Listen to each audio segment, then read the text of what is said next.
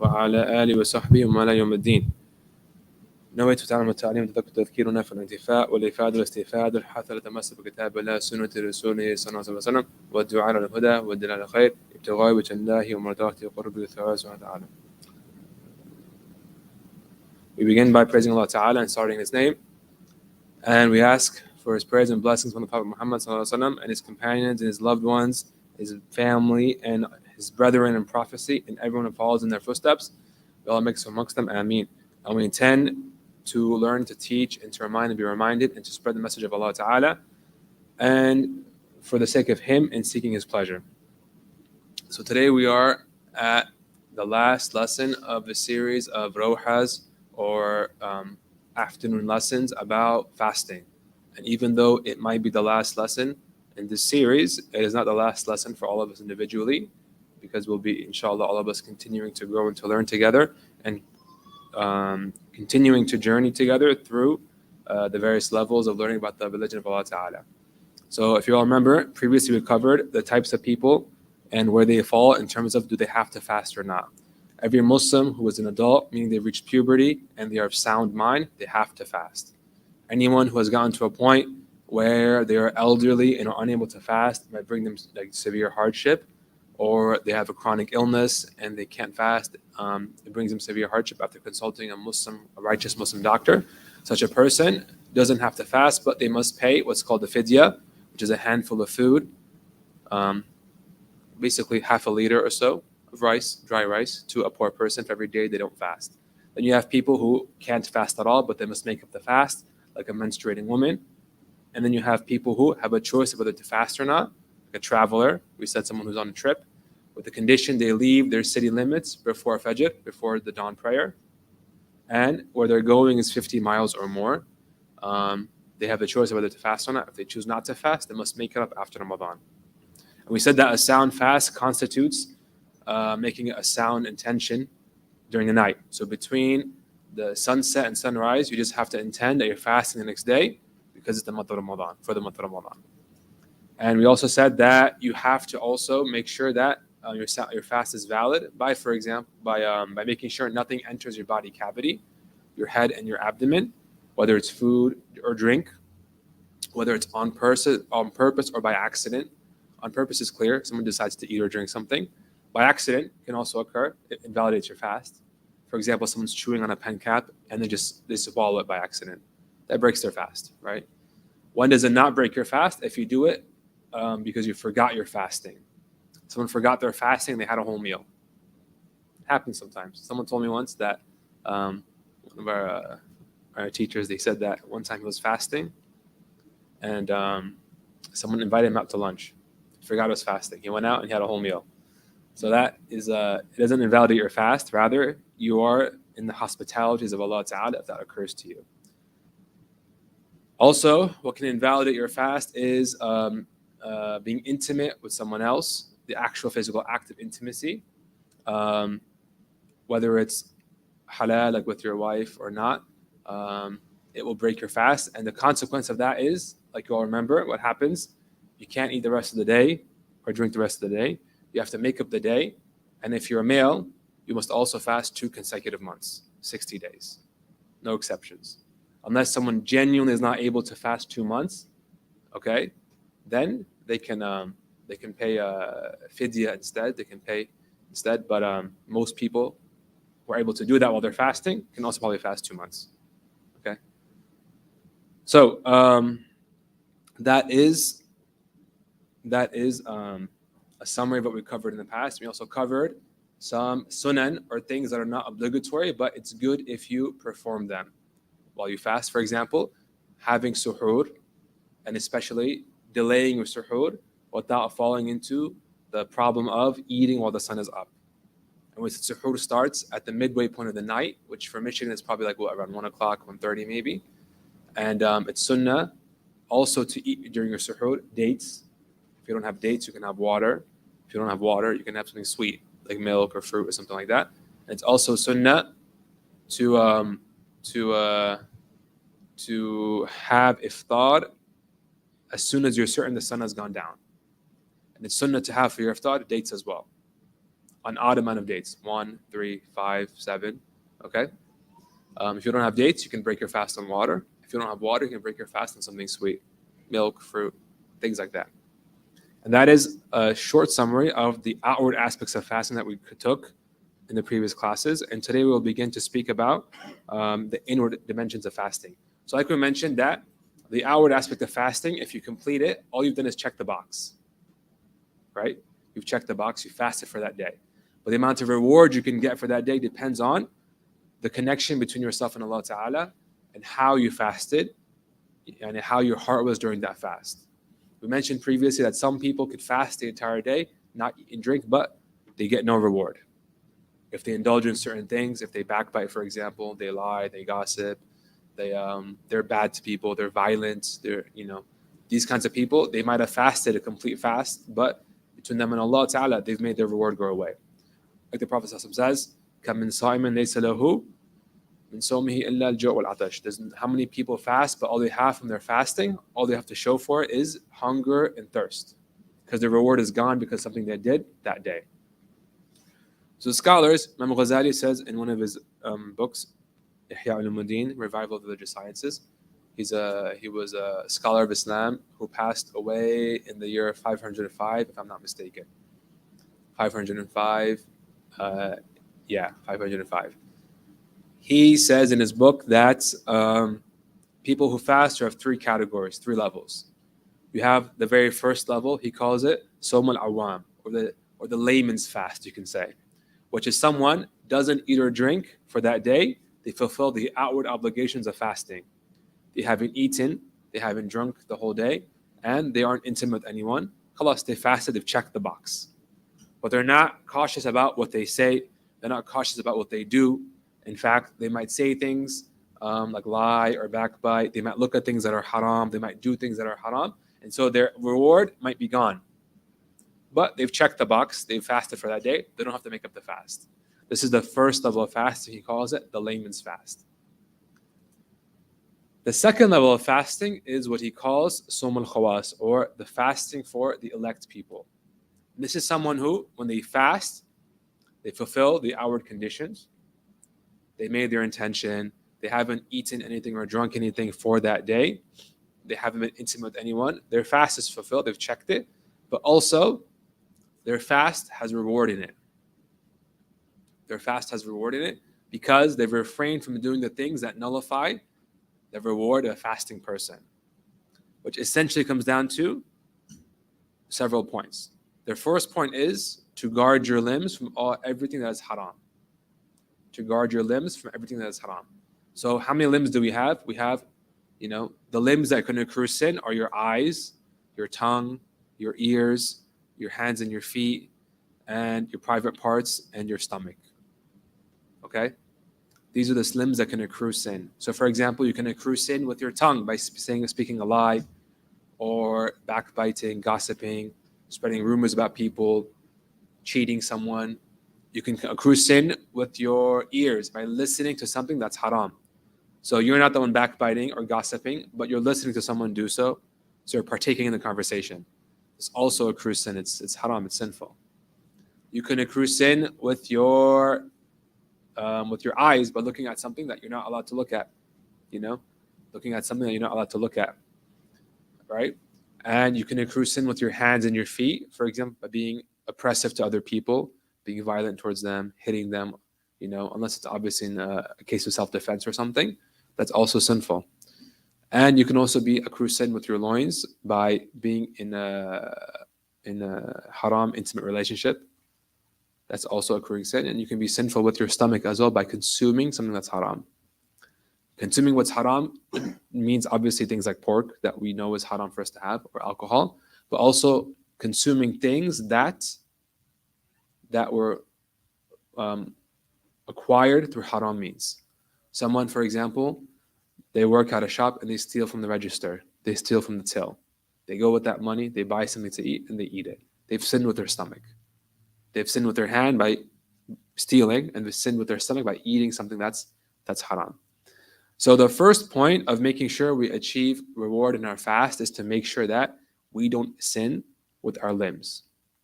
We don't sin with our limbs. And we spoke yesterday about how difficult that can be in the modern age. You know, talk about trying to control your tongue in the modern age with social media and things like texting, and all these other apps where you can just sin with your tongue, even though you're using your fingers when you're alone.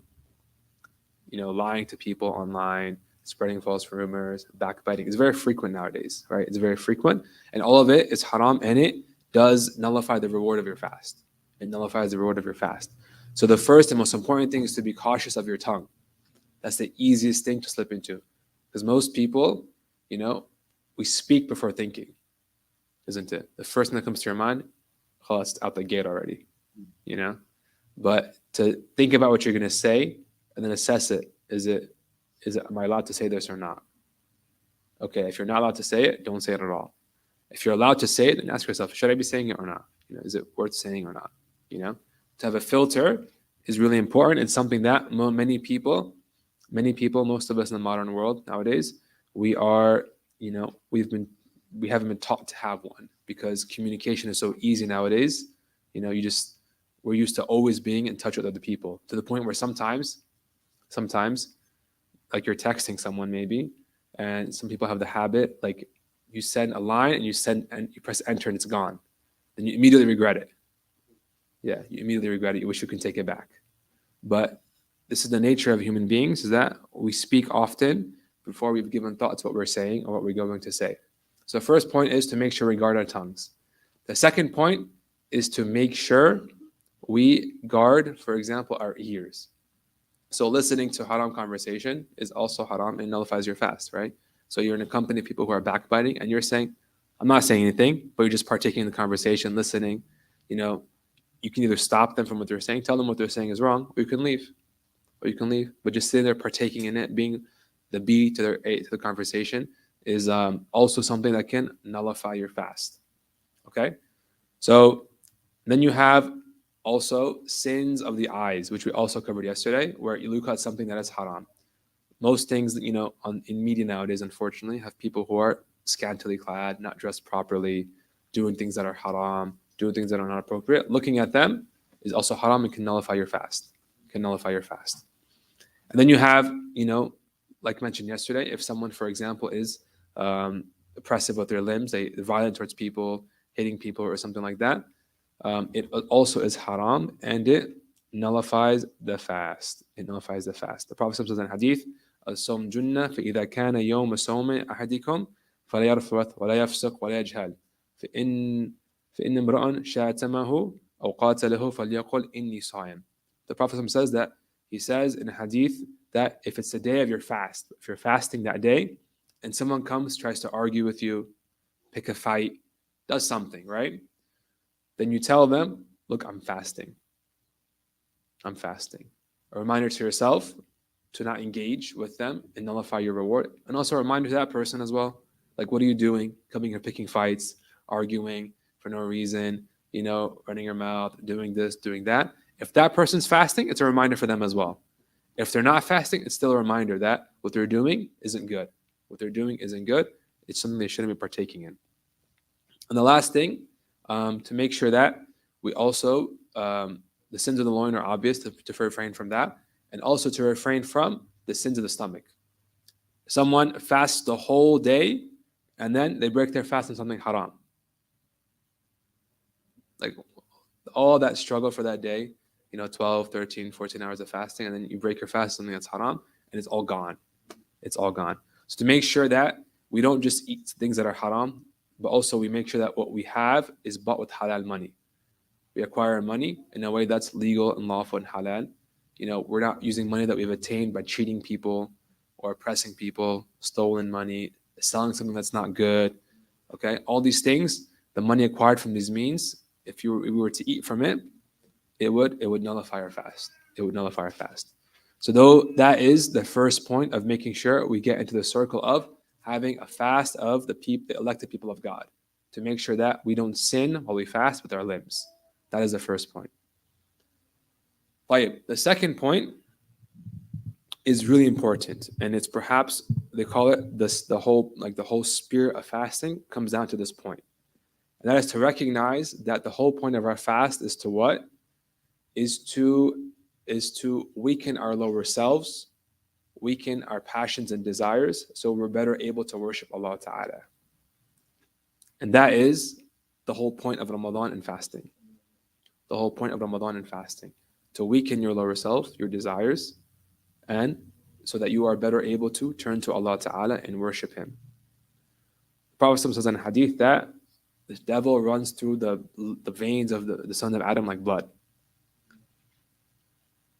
And to restrict those pathways for the devil by fasting. So when we fast, the devil has less influence on us. Our passions and desires, our egos, when you fast, they're weaker, and so the devil can't use it against you. Most people, when they fast, it's like you just feel calmer. You're less likely to get angry. Your passions are less. You're not craving this or that. You're not wanting to do this or that. Your energy levels for those things of the world are less. And so when you have this opportunity, right, fasting restrains your nafs, restrains your ego, restrains your lower self, and makes it easier for yourself to worship Allah Ta'ala. So realization of that is the next step. And that is, in fact, the essence of fasting. It's the essence of fasting. So going against anything, doing something that contradicts this, can also remove you from the circle of being from the elect fasters. Okay? So for example, we're supposed to restrain our desires and our passions this month with fasting. But someone, for example, they eat in the night time after iftar more as if they're making up the missed meals they missed in the daytime. All that they missed in the daytime, they're making it up at night. So where did this go? Okay, could you answer this? When I break fast, I don't be wanting to eat. You don't want to eat. I don't be having appetite. Yeah. That's a regular. Yeah. So he asked he says that the brother asked. He said, when he breaks his fast, he doesn't have an appetite. That's fine. Nothing's wrong with that. Just break your fast because it's something to break your fast. You have to break your fast, and then whenever you're hungry, you can eat. Yeah. You don't have to eat right then and there. And that's good, actually. Like was previously mentioned, the whole point of the fast is to, free yourself from the shackles of your lower self, to free yourself from the shackles of your lower self. Because people, for example, who they overindulge in the nighttime and they're making up the missed meals, they've missed this whole point. And they can, lose out on the ultimate reward of Ramadan. To the point where some people, they gain weight during Ramadan. So you have to be careful to make sure you don't overindulge. While in the nighttime. The Prophet ﷺ says in a hadith, he says, ما من وعاء ما أملأ ابن آدم وعاء شر من بطنه كما قال. He said there's no vessel that the son of Adam has filled that's worse for him than his stomach. So when you fill your stomach, you overeat. It causes you spiritual harm. What kind of spiritual harm? Basically, when you overeat, what are you doing? First of all, you're indulging yourself, aren't you? You're indulging yourself. So just like how, for example, those of you with kids know, if you let your kid have everything they want, you let your child have every piece of candy they want, every bit of food they want, every toy they want, what happens? You get spoiled. Your kid's going to be spoiled, right? Your kid's going to be spoiled, and it's going to act out. He's going to act out. He or she is more likely to act out and not listen to you when you want to tell them to do something or even tell them what's good for them. They will act out. They won't listen to you. So likewise, that little thing in your heart, your lower self, your passions, your desires, is like a child. It's like a child. If you were to give it everything it wants, everything it cries for, everything it demands, everything it asks for, you're spoiling it. And it comes time, for example, for you to turn to something that you want it to do. Okay, we're going to stand here now for 20 rak'ah of tarawih. We're going to stand here now, wake up, for qiyam al-layl. We're going to wake up early for fajr, pray in the masjid tonight. And then your lower self, which is used to being overindulged and being fed whenever it wants and sleep whenever it wants, it's going to start screaming. You're like, no, not today. Come back to bed. Yeah? So to recognize that little bit of our heart that every one of us has, that little bit of it is still a child. It's just a ball of passions. It doesn't know any better. But we have to take the first step and start to like train it and wean it off, getting fed whenever it wants, always having what it wants to eat, always getting its way, so that we can direct it towards something which is more beneficial to us spiritually for this world and the next. So to not overeat in the nighttime is a very, very important component of having a good fast with maximum reward. To make sure we recognize that, the whole point of the fast is to, weaken ourselves, to better turn ourselves to Allah Ta'ala. And to likewise, to not be overindulgent in terms of like variety of food and like quality of food. So for example, someone, they say, for example, well, I'm not going to overeat, but I'll go eat at like from 5-star restaurant, like really spend some money on themselves in the Ramadan of all months. Nothing wrong with it. It's not haram. It's your money. You can use it as you like. But the point of the month of Ramadan is what? Is to learn to like curb your nafs, curb your lower self, and to pull yourself away from the dunya. Pull yourself away from the dunya. The dunya, what's the dunya? The dunya is everything that gets between you and Allah Ta'ala. Everything that gets between you and Allah Ta'ala is dunya, is something worldly that you should avoid. So, for example, we see oftentimes, people, they're so busy making sure there's a lot of variety on the dinner table for iftar and for dinner, they've missed the whole point of Ramadan. The whole day's in the kitchen. The whole day's shopping, in the kitchen, cooking, preparing for just one meal. When are we going to have time to read the Quran? When are we going to have time to remember Allah Ta'ala? When are we going to have time to, spend with our family members, time we wouldn't otherwise have in reading or learning or just, being with each other in a beautiful fashion, if all we're doing is preparing for a single meal. So we have to also make sure that we abide by this specific etiquette, which is to make sure that we don't overindulge in terms of variety and like the fanciful nature of our meals during Ramadan. طيب.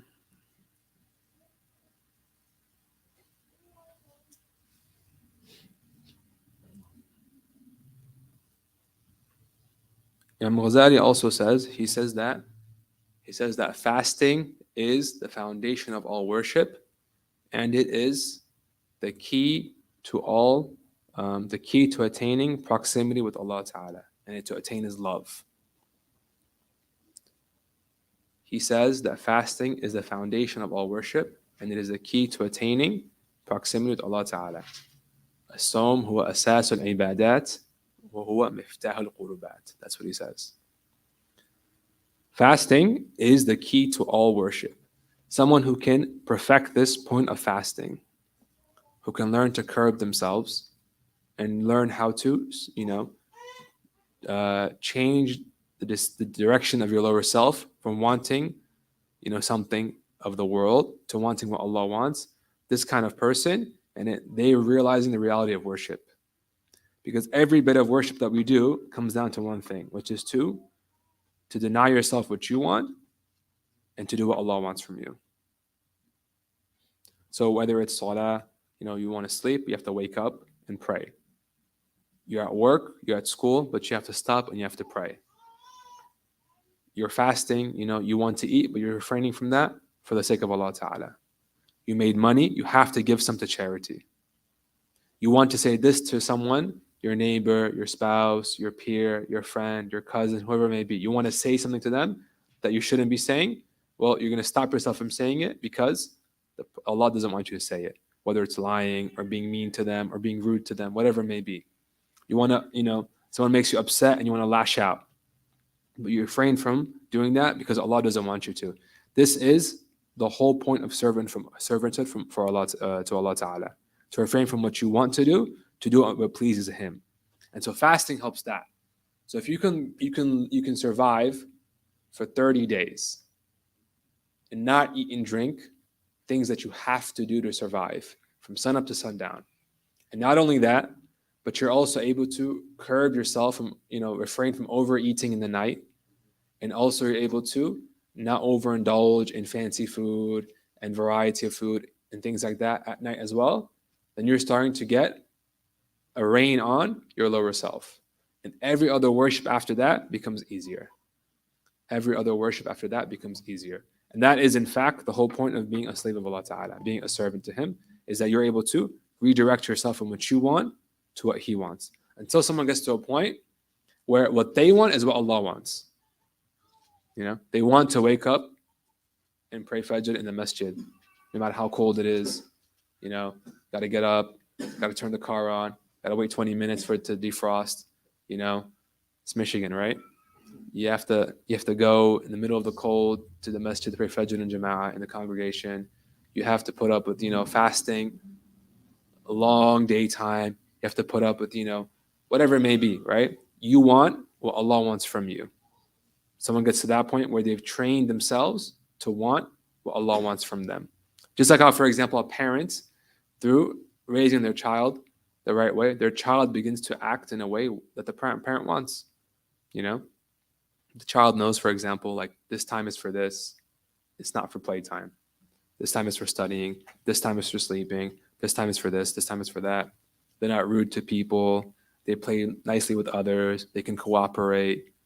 All these things are characteristics of a child who was raised well by a parent, right? So likewise, we can raise the child in ourselves in a way that's beneficial to us, such that what the child wants in us, the lower self and the egos and the passions, coincides eventually with what Allah Ta'ala wants.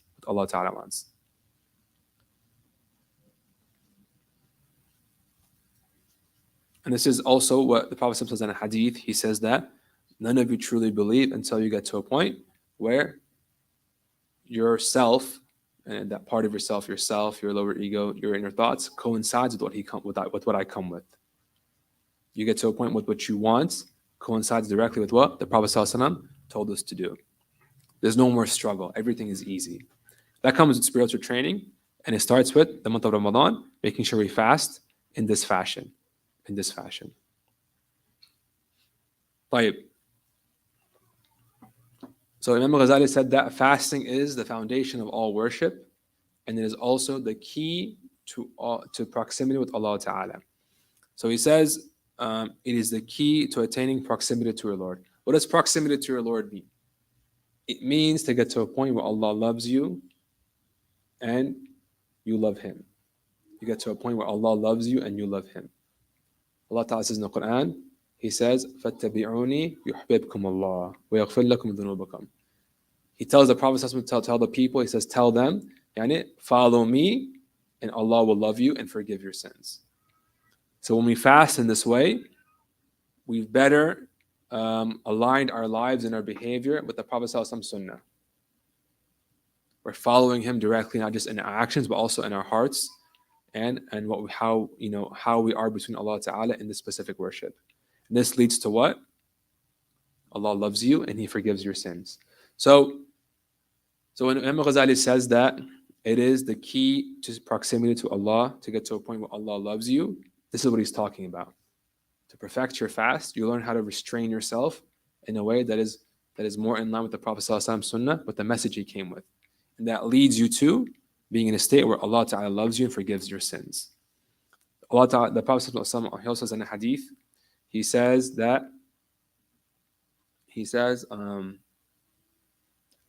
every action the son of Adam does, the reward for it gets multiplied between 10 and 700, except fasting. Allah Ta'ala says that fasting, He rewards it a special reward that's between Him and His servant. So everything we do, we pray, we read Quran, all these actions, we're good to our families, all these things, they get multiplied. The reward for it gets multiplied over time. But when we fast, there's a special reward that we don't know what it is. It's waiting for us when we get resurrected and we see Allah Ta'ala on the last day. When we see Him, then we see the reward for it. So Allah Ta'ala says that, look, my servant left he left his drinking and his eating for that whole day. He left not only what he wants to do, but what he needs to do to survive for my sake. So his reward is like, I got it, he's saying. I'll take care of it, give him a special reward beyond his wildest imaginations. So because of that, because you get a reward that is so special and so exclusive for fasting, for that reason it's also said to be the key to proximity to Allah Ta'ala. The key to proximity to Allah Ta'ala. If someone came to you, for example, you know, imagine, for example, like your father or your grandpa or someone that really loves you and that is really generous with you. You know, they always give you gifts, take care of you and everything. He comes and he's like, you can do this, right? You can do this and you get this in return. You go mow the lawn, rake the leaves or something, and you get, X thing. But you do this instead, right? And you get something that I'm not going to tell you what it is, but it's way better than that. Which one would you choose? Yeah, you choose what's way better than that. You would choose the second one, right? That's essentially it. So when we fast, we recognize that Allah Ta'ala is promising us a reward beyond our wildest dreams. It's not even in the figures, it's not even in the book, but it's with Him, it's waiting for us when we get to see Him on the last day after we get resurrected.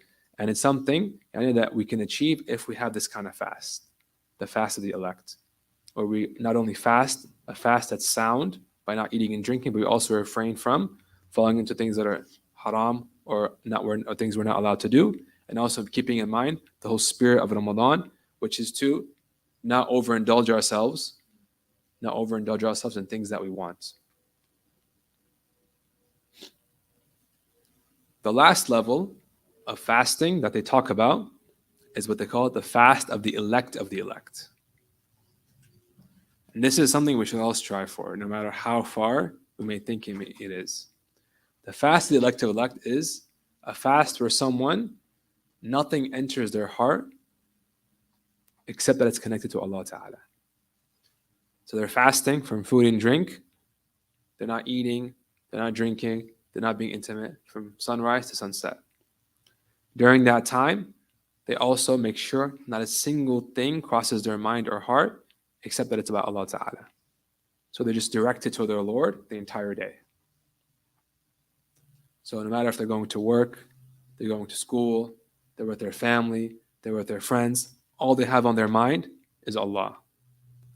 And that's something that it's a rank held by the prophets. It's held by people of God who have struggled their whole life to make sure that their actions are in line with the Sunnah of the Prophet ﷺ. It's there. People still have this kind of fast. And anyone can attain it. Anyone can attain it. It's just a matter of being sincere, wanting it, and working for it. Allah Ta'ala says in a hadith, He says in a hadith Qudsi, the Prophet ﷺ related to us, He says that if my servant comes to me hand span, I'll come to him an arm span. If he comes to me an arm span, I'll come to him arm's length. If he comes to me walking, I'll come to him running. So all we have to do is take the first step. All we have to do is take the first step. And we'll find that Allah will make it easy for us to attain that. Another saying, the pious scholars say that if someone makes a sincere intention, such as they intend, for example, they want that kind of fast, Allah will open 70 doors for them to go through to attain that which they wanted. And so, even though it's something that seems far away from many of us, we can do it. It's not impossible. The fact that we're told about it by our teachers in the books means that they know we can attain it if we just tried, right? If we just tried. There's no height requirement for this. There's no age requirement. There's no gender requirement. There's no race requirement. It's open for everyone, right? It's just a matter of us being sincere and taking the first step. And the first step is making sure we follow the Sunnah of the Prophet ﷺ. The Prophet ﷺ, every moment of our lives, from the beginning of when we wake up to when we go to sleep, our whole day is planned by the Prophet ﷺ. He tells us how to wake up. You wake up and you say Bismillah and you read the dua of waking up. You go to make wudu, you pray Fajr, for example. You go about your day. He tells us what kind of clothes to wear. Make sure your clothes are covering you in this appropriate way. Make sure you're not dressed inappropriately. He tells us how to interact with people throughout our day. Be good to people. Be kind to them. Be friendly to them. Be merciful towards them. If they're not Muslim, call them to Allah. If they're Muslim, still call them to Allah. He tells us how to interact with everyone throughout our day. He tells us how to work. Be honest in your living. Don't cheat anyone. Don't oppress anyone in your workplace. Don't steal from anyone. He tells us where to spend our money. He tells us how to interact with our family members, our children, our parents, our spouses, our neighbors, everyone. He tells us how to eat. It's time for lunch. How do you eat? It's time for iftar. How do you eat? You say Bismillah. You wash your hands beforehand. You eat, you break your fast on a date, and you say the dua of breaking your fast. You feed someone else if you're able to, so you get that reward. What do you do after that? You pray. He told us how to pray. He told us how to think and feel when we pray. He told us how to prepare for prayer. He told us what to do, after we're done praying, what du'as to recite, what litanies to recite, what prayers to make. He told us what to do in our night times during Ramadan, to pray tarawih. He told us to read Quran. And so if you were to just follow the Sunnah of the Prophet ﷺ from morning to sunset, from morning to when you go to sleep, that's your whole day scheduled right there. That's your whole day scheduled right there. That's the first step to getting to this point, to get into a point where your entire life is just Allah. Because ultimately, you are what you consume. Your thoughts that occur to you in your mind and your heart, they're a result of what you're consuming and doing every day in life, right? So if someone, for example, all they do, for example, is like watch sports, what are they going to think about all day? Sports. All they do is watch movies. It's movies, right? All you do is listen to music. You just love music. You listen to music all the time. It's music. You have lyrics playing in your head all day, aren't you? Right? So what you consume, how you live your life outwardly determines what's in your heart. What's in your heart. It's just like, for example, when you guys have, like on your phone, right? For example, you have your browser and you go on websites, right? Your old search history over time gets what? It gets deleted by what you're doing now, doesn't it? So when we turn to Allah and we start taking these steps to change our life, to make it more in line with the Prophet ﷺ Sunnah, we're deleting that old history, the search history in our minds and in our hearts. It's going away little by little. It's going away. So this is a rank that it seems far away, but Allah can make it easy for anyone to get there. It's not impossible. It's not impossible. Many people on the face of this earth, just normal people, everyday people, living their life, just at home somewhere. No one knows them, and they have this kind of fast. And it all starts from this, from making sure, firstly, you're sincere, you ask Allah to give it to you, and you outwardly take the step of making sure that your life outwardly is in line with the Sunnah of the Prophet ﷺ. And that will slowly change a person's thought process and the thoughts that occur to them, and everything eventually is about Allah Ta'ala. Is about Allah Ta'ala. Your question? Does there have any questions? Tfaddal. Does profanity also nullify the reward? Profanity is haram. So yeah, it's a sin of the tongue. It would nullify your fast. The brother asked about profanity, if it nullifies the fast. Yeah, profanity, it's called sab in Arabic, like cursing, right? It nullifies your fast. It's haram. And it's something that's extremely common nowadays, unfortunately. Like there are words they're just so normal now to say, but they're actually bad words. It's completely normal to say it, but it's a bad word. It's a bad word. So profanity is haram, and calling people names is also haram. Also nullifies your fast, which is also extremely common nowadays, right? We just call people names, right? And we just say we're just joking, being sarcastic. But the point is, we shouldn't be doing it. The sunnah is, the Prophet ﷺ used to not call someone except by the name they love the most. So even if they were known amongst everyone, this person's called XYZ. But that person doesn't like that name. He wouldn't call him that name. He'd call him by the name that he loved.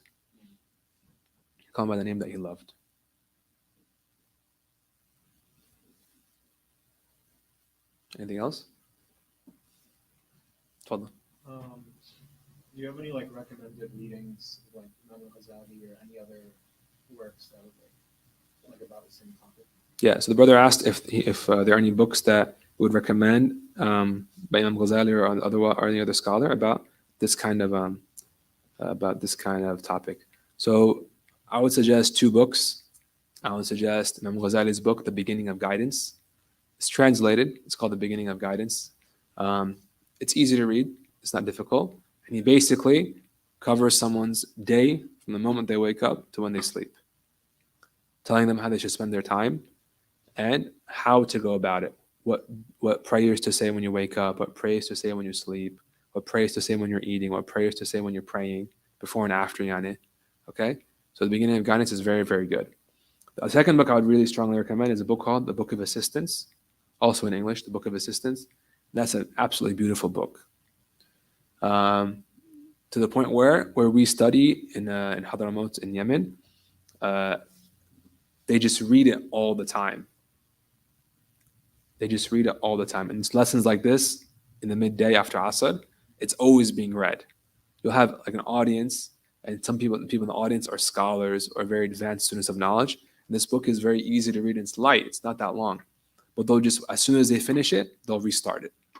Because the meaning in it is very powerful. And it's all of it is things that are just easy to do and really like in language that is really appealing to your heart.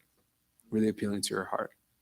And he covers everything from, etiquettes in your prayer, your fasting, your other acts of worship, how to interact with people, how to have a relationship with yourself and Allah Ta'ala, and being hopeful in His mercy, and having a good opinion of Him, being sincere in your actions. All of it is covered in a book that probably is like 200 pages, 250 pages. The Book of Assistance is called. The Book of Assistance. Yeah. MashaAllah. Anything else? طيب. Let me briefly go over i'tikaf. I'tikaf. When it starts and the best practices for it.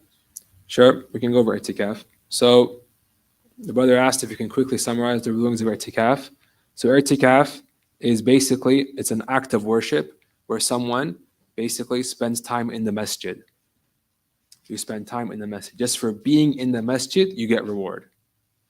So imagine, for example, you could be, for example, you're just on your phone, like, speaking to your family. You're doing it at home.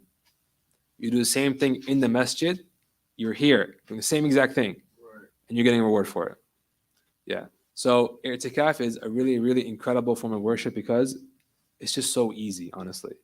It's just so easy. You just have to be there, make an intention, and make sure you don't do anything that is, that invalidates it. So firstly, i'tikaf in the Shafi madhab, in our madhab, it can be done any time of the year. In some madhahib, and some other scholars, they say that it can only be done in Ramadan, but in our madhab, it can be done any time of the year, which means that what we're about to talk about can be done any time of the year by anyone as soon as they enter a masjid. The first thing i'tikaf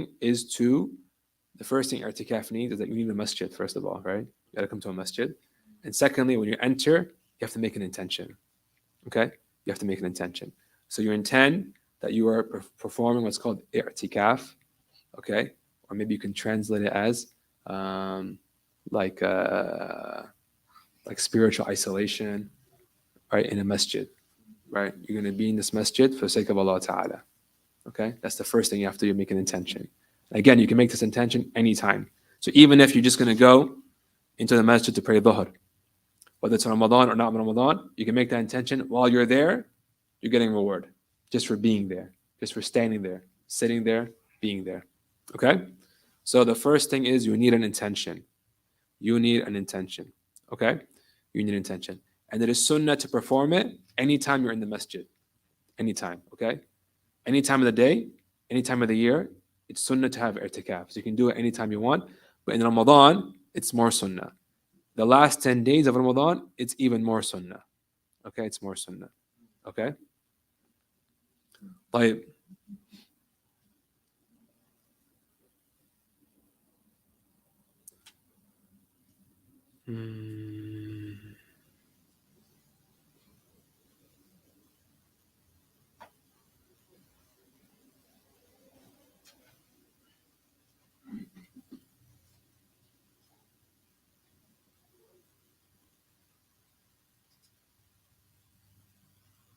طيب. So anyone who is Muslim and of sound mind can perform this worship, can perform i'tikaf. Okay? Anyone who is Muslim of a sound mind can perform this worship, can perform i'tikaf. So even children, for example, can partake in this. Okay? Even children can partake in this. The only exception is a woman who is menstruating cannot perform i'tikaf because she cannot be in a masjid She cannot stay in a masjid while she is menstruating. And also, anyone, whether it's a woman or a man, if they are in a state that's called janaba, they cannot be in the masjid. Janaba is a state that someone enters if they have ejaculated, whether they're a man or a woman. They've been intimate with someone, and afterwards they enter a state called janaba. Okay, that person also cannot enter the masjid and stay in the masjid. Okay, just like how, for example, someone might use the bathroom and have to make wudu afterwards. If someone is intimate with someone else or ejaculates like in their sleep or something, then they would enter what's called janaba, right? And they would have to make a ghusl, take a ritual bath to get rid of it. Okay? So this kind of person, a person menstruating, a woman menstruating, or any person who is in a state of janaba, whether they're a man or a woman, cannot be in the masjid for i'tikaf. They can't be in the masjid after all. That's why they can't do i'tikaf. Okay? So other than those two categories of people, anyone else can do i'tikaf, whether they are a child or they are an adult. Okay.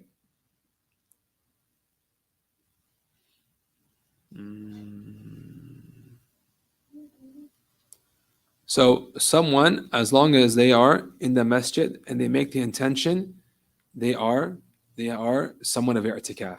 If they leave the masjid for whatever reason and they come back, they have to renew their intention. Okay? So for example, they left the masjid, for example, to use the restroom, okay, or to get a bite to eat, whatever it may be. When they come back in, they have to renew their intention of i'tikaf. They have to renew their intention of i'tikaf, okay? Now, that is a short summary of i'tikaf and the Shafi'i madhab. Obviously, one should avoid doing things that are haram while they're in the masjid, right? They shouldn't do anything that's haram in the masjid. That's not from the etiquettes of i'tikaf. While you're in i'tikaf, one should make use of their time by worshipping Allah Ta'ala, reading Quran, praying, studying like in a lesson, or just speaking with their brothers in a way that's healthy and beneficial spiritually. Things that are disliked in the masjid to talk about, for example, would be like, worldly things like buying and selling. Someone's in i'tikaf, they're trying to flip something, make some money. You can't do that. It's not good. That's against the etiquettes of being in a masjid. Or speaking about worldly things. Someone, for example, they're sitting here like talking about, worldly things like movies or music or sports or whatever you might have it, right? So to be here and to make sure what you're talking about with your friends and your brothers, there are things that are of spiritual benefit, is also from the etiquettes of i'tikaf. The etiquettes of i'tikaf. Okay? If someone has to, for example, buy or sell something, just step outside, go in the hallway. It's that easy, yeah? It's that easy. So with that, we're going to conclude the lessons, and we'll start with the adhkar of that we usually recite before Maghrib, word Latif, and the istighfars, and the special adhkar of Ramadan that we're used to reciting. And inshallah, from tomorrow, I think Shaykh Abdul Hakim is going to resume the usual rawha, and inshallah, we'll continue to learn about Ramadan and the aspects of fasting in his rawhas, inshallah ta'ala.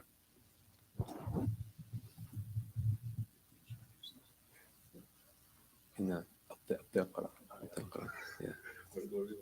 Yeah, that's slow.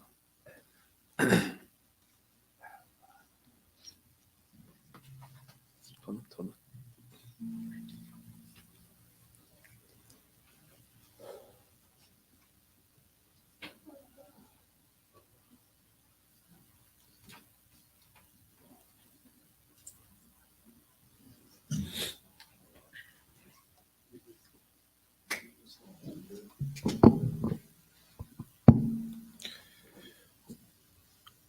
Okay, if you're following along in the green books, the hardbound Khulasa books, it's going to be on pages 284 and 285.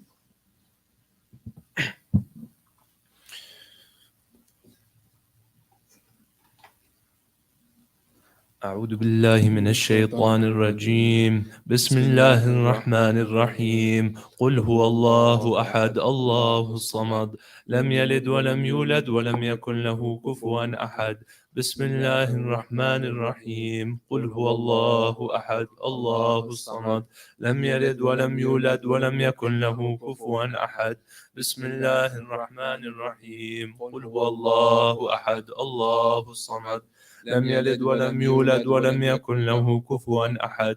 بسم الله الرحمن الرحيم. قل أعوذ برب الفلق من شر ما خلق ومن شر غاسق إذا وقب ومن شر النفاثات في العقد ومن شر حاسد إذا حسد. بسم الله الرحمن الرحيم. قل أعوذ برب الفلق من شر ما خلق ومن شر غاسق إذا وقب ومن شر النفاثات في العقد ومن شر حاسد إذا حسد. بسم الله الرحمن الرحيم. قل أعوذ برب الفلق من شر ما خلق ومن شر غاسق إذا وقب ومن شر النفاثات في العقد ومن شر حاسد إذا حسد. بسم الله الرحمن الرحيم. قل أعوذ برب الناس ملك الناس إله الناس من شر الوسواس الخناس الذي يوسوس في صدور الناس من الجنة والناس.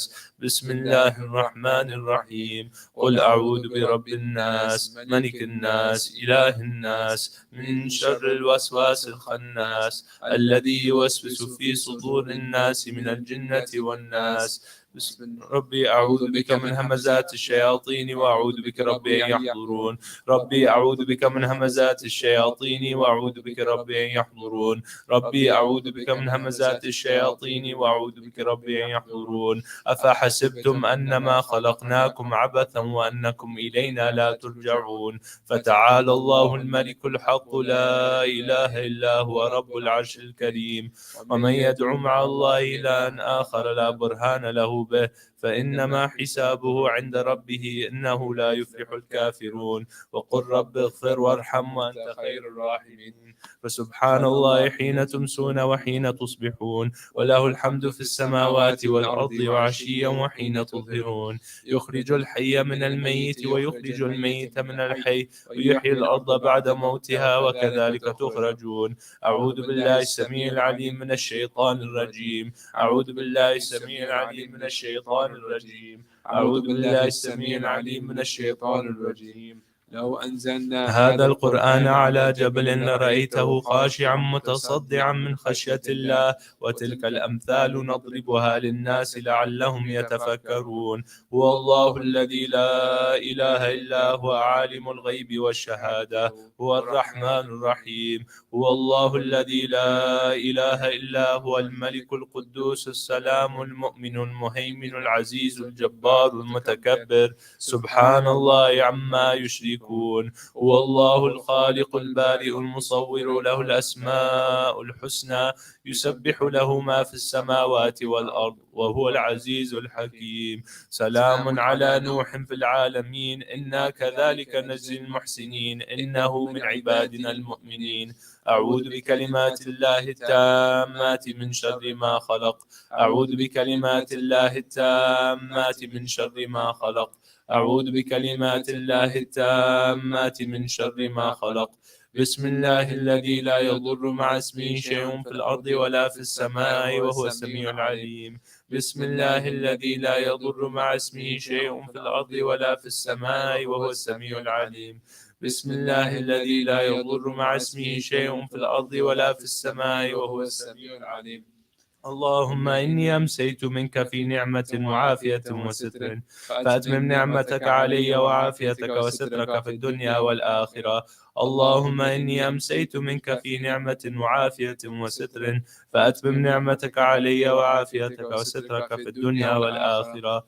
اللهم إني أمسيت منك في نعمة وعافية وستر فأتمم نعمتك علي وعافيتك وسترك في الدنيا والآخرة. اللهم إني أمسيت أشهدك وأشهد حملة عرشك وملائكتك وجميع خلقك أنك أنت الله لا إله إلا أنت وحدك لا شريك لك وأن سيدنا محمدا عبدك ورسولك. اللهم إني أمسيت أشهدك وأشهد حملة عرشك وملائكتك وجميع خلقك أنك أنت الله لا إله إلا أنت وحدك لا شريك لك وأن سيدنا محمدا عبدك ورسولك. اللهم إني أمسيت أشهدك وأشهد حملة عرشك وملائكتك وجميع خلقك أنك أنت الله لا إله إلا أنت وحدك لا شريك لك، وأن سيدنا محمدا عبدك ورسولك. اللهم إني أمسيت أشهدك وأشهد حملة عرشك وملائكتك وجميع خلقك أنك أنت الله لا إله إلا أنت وحدك لا شريك لك، وأن سيدنا محمدا عبدك ورسولك. الحمد لله رب العالمين حمدا يوافي نعمه ويكافئ مزيدا. الحمد لله رب العالمين حمدا يوافي نعمه ويكافئ مزيدا. الحمد لله رب العالمين حمدا يوافي نعمه ويكافئ مزيدا. آمنت بالله العظيم وكفرت بالجبت والطاغوت واستمسكت بالعروة الوثقى لا انفصام لها والله سميع عليم. آمنت بالله العظيم وكفرت بالجبت والطاغوت واستمسكت بالعروة الوثقى لا انفصام لها والله سميع عليم. آمنت بالله العظيم وكفرت بالجبت والطاغوت واستمسكت بالعروة الوثقى لا انفصام لها والله سميع عليم. رضيت بالله ربا وبالإسلام دينا وبسيدنا محمد صلى الله عليه وآله وسلم نبيا ورسولا. رضيت بالله ربا وبالإسلام دينا وبسيدنا محمد صلى الله عليه وآله وسلم نبيا ورسولا. رضيت بالله ربا وبالإسلام دينا وبسيدنا محمد صلى الله عليه وآله وسلم نبيا ورسولا. حسبي الله لا إله إلا هو عليه توكلت وهو رب العرش العظيم. حسبي الله لا إله إلا هو عليه توكلت وهو رب العرش العظيم. حسبي الله لا إله إلا هو عليه توكلت وهو رب العرش العظيم. حسبي الله لا إله إلا هو عليه توكلت وهو رب العرش العظيم. حسبي الله لا إله إلا هو عليه توكلت وهو رب العرش العظيم. حسبي الله لا إله إلا هو عليه توكلت وهو رب العرش العظيم. حسبي الله لا إله إلا هو عليه توكلت وهو رب العرش العظيم. اللهم صل على سيدنا محمد وآله وصحبه وسلم. اللهم صل على سيدنا محمد وآله وصحبه وسلم. اللهم صل على سيدنا محمد وآله وصحبه وسلم. اللهم صل على سيدنا محمد وآله وصحبه وسلم. اللهم صل على سيدنا محمد وآله وصحبه وسلم. اللهم صل على سيدنا محمد وآله وصحبه وسلم. اللهم صل على سيدنا محمد وآله وصحبه وسلم. اللهم صل على سيدنا محمد وآله وصحبه وسلم. اللهم صل على سيدنا محمد وآله وصحبه وسلم. اللهم إني أسألك من فجاءة الخير وأعوذ بك من فجاءة الشر. اللهم أنت ربي لا إله إلا أنت خلقتني وأنا عبدك وأنا على عهدك ووعدك ما استطعت. أعوذ بك من شر ما صنعت. أبوء لك بنعمتك علي وأبوء بذنبي فاغفر لي فإنه لا يغفر الذنوب إلا أنت. اللهم أنت ربي لا إله إلا أنت عليك توكلت وأنت رب العرش العظيم. ما شاء الله كان وما لم يشأ لم يكن ولا حول ولا قوة إلا بالله العلي العظيم. أعلم أن الله على كل شيء قدير وأن الله قد أحاط بكل شيء علما. اللهم إني أعوذ بك من شر نفسي ومن شر كل دابة أنت آخذ بناصيتها إن ربي على صراط مستقيم. يا حي يا قيوم برحمتك أستغيث ومن عذابك أستجير. أصلح لي شأني كله ولا تكلني إلى نفسي ولا إلى أحد من خلقك طرفة عين. اللهم إني أعوذ بك من الهم والحزن وأعوذ بك من العجز والكسل وأعوذ بك من الجبن والبخل وأعوذ بك من غلبة الدين وقهر الرجال.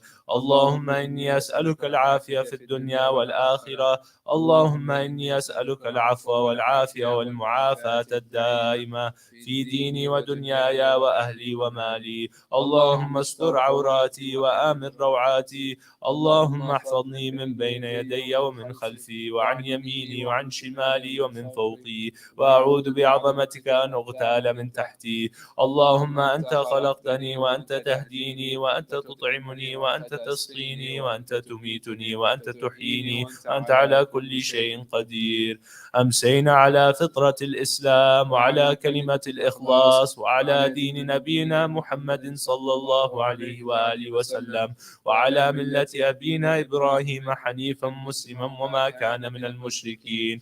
اللهم بك أمسينا وبك أصبحنا وبك نحيا وبك نموت وعليك نتوكل وإليك المصير. أمسينا وأمسى الملك لله والحمد لله رب العالمين. اللهم إني أسألك خير هذه الليلة، فتحها ونصرها ونورها وبركتها وهداها. اللهم إني أسألك خير هذه الليلة وخير ما فيها وخير ما قبلها وخير ما بعدها، وأعوذ بك من شر هذه الليلة وشر ما فيها وشر ما قبلها وشر ما بعدها. اللهم ما أمسى بي من نعمة أو بأحد من خلقك فمنك وحدك لا شريك لك، فلك الحمد ولك الشكر على ذلك. سبحان الله وبحمده عدد خلقه ورضا نفسه وزنة عرشه ومداد كلماته. سبحان الله وبحمده عدد خلقه ورضا نفسه وزنة عرشه ومداد كلماته. سبحان الله وبحمده عدد خلقه ورضا نفسه وزنة عرشه ومداد كلماته. سبحان الله العظيم وبحمده عدد خلقه ورضا نفسه وزنة عرشه ومداد كلماته. سبحان الله العظيم وبحمده عدد خلقه ورضا نفسه وزنة عرشه ومداد كلماته. سبحان الله العظيم وبحمده عدد خلقه ورضا نفسه وزنة عرشه ومداد كلماته. سبحان الله عدد ما خلق في السماء، سبحان الله عدد ما خلق في الأرض، سبحان الله عدد ما بين ذلك، سبحان الله عدد ما هو خالق. الحمد لله عدد ما خلق في السماء، الحمد لله عدد ما خلق في الأرض، الحمد لله عدد ما بين ذلك، الحمد لله عدد ما هو خالق. لا إله إلا الله عدد ما خلق في السماء، لا إله إلا الله عدد ما خلق في الأرض، لا إله إلا الله عدد ما بين ذلك، لا إله إلا الله عدد ما هو خالق. الله أكبر عدد ما خلق في السماء، الله أكبر عدد ما خلق في الأرض، الله أكبر عدد ما بين ذلك، الله أكبر عدد ما هو خالق. لا حول ولا قوة إلا بالله العلي العظيم عدد ما خلق في السماء، لا حول ولا قوة إلا بالله العلي العظيم عدد ما خلق في الأرض، لا حول ولا قوة إلا بالله العلي العظيم عدد ما بين ذلك، لا حول ولا قوة إلا بالله العلي العظيم عدد ما هو خالق. لا إله إلا الله وحده لا شريك له، له الملك وله الحمد يحيي ويميت وهو على كل شيء قدير عدد كل ذرة 1000 مرة. لا إله إلا الله وحده لا شريك له، له الملك وله الحمد يحيي ويميت وهو على كل شيء قدير عدد كل ذرة 1000 مرة. لا إله إلا الله وحده لا شريك له، له الملك وله الحمد يحيي ويميت وهو على كل شيء قدير عدد كل ذرة 1000 مرة.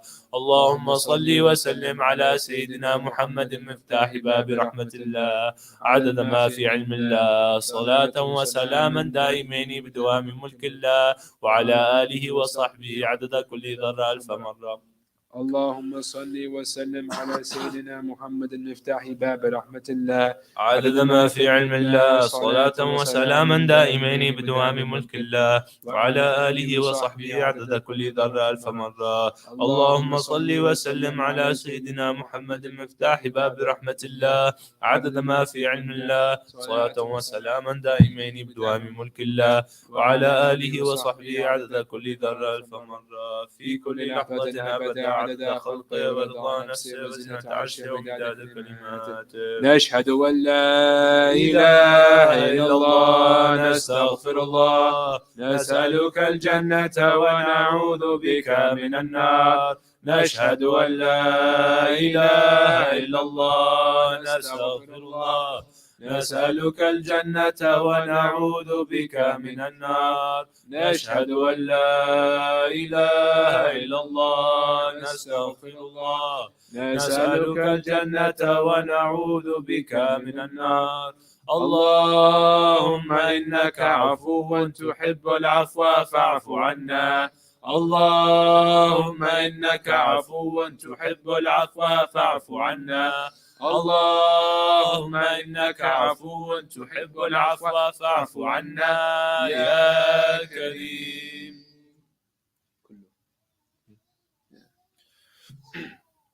أستغفر الله الذي لا إله إلا هو الرحمن الرحيم الحي القيوم الذي لا يموت وأتوب إليه رب اغفر لي. أستغفر الله الذي لا إله إلا هو الرحمن الرحيم الحي القيوم الذي لا يموت وأتوب إليه رب اغفر لي.